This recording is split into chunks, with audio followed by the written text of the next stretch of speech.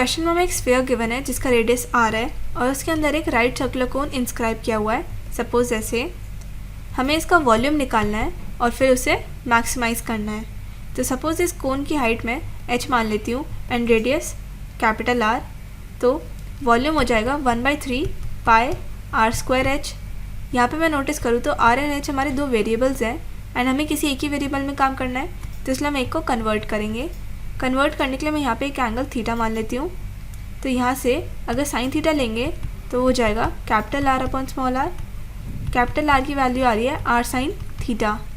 Similarly ये हमारा r है तो ये चीज़ भी हमारी r हो जाएगी। अगर इसे मैं मार्क कर लेती हूँ यहाँ पे ABC, तो हाइट हो जाएगी हमारी AO प्लस OC। AO की वैल्यू r है एंड OC की वैल्यू सेम थीटा को यूज़ करके निकालेंगे तो हो जाएगी r cos theta. r common लेंगे तो हाइट आ जाएगा हमारा r 1 प्लस कॉस थीटा। अब इन दोनों की वैल्यूज़ हम वॉल्यूम में पुट करेंगे तो इतना लिख लेते हैं।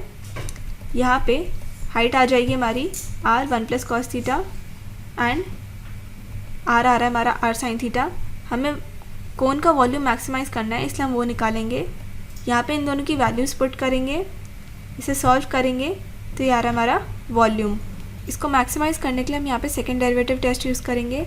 उसमें हम सबसे पहले f डैश x निकालते हैं, उसे इक्वल टू 0 पुट करेंगे और फिर x की वैल्यूज़ फाइंड आउट करते हैं। फिर हम f डबल डैश x निकालते हैं, ये वाली वैल्यूज़ इसमें पुट करके इसका साइन चेक करते हैं। बट क्योंकि यहाँ पे v एंड थीटा है तो यहाँ पे हम डिफ्रेंशिएशन करेंगे both side with respect to theta.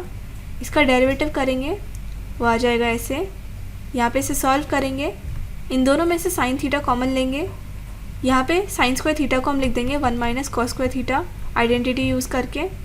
अब इसके ब्रैकेट्स ओपन करेंगे, यहाँ पे हम स्प्लिटिंग द मिडल टर्म करेंगे तो ये आ जाएगा ऐसे।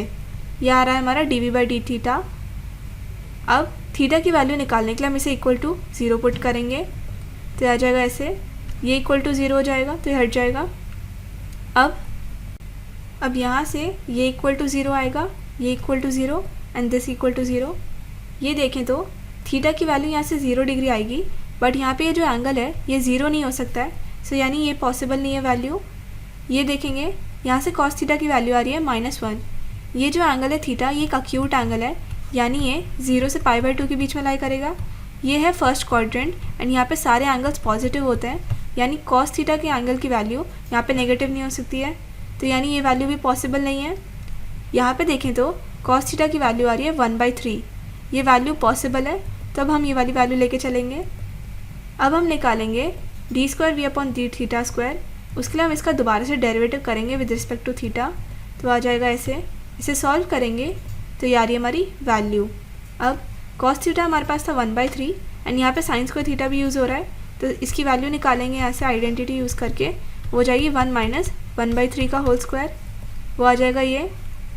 अब इसमें इसकी वैल्यू पुट करेंगे cos theta and sine theta की।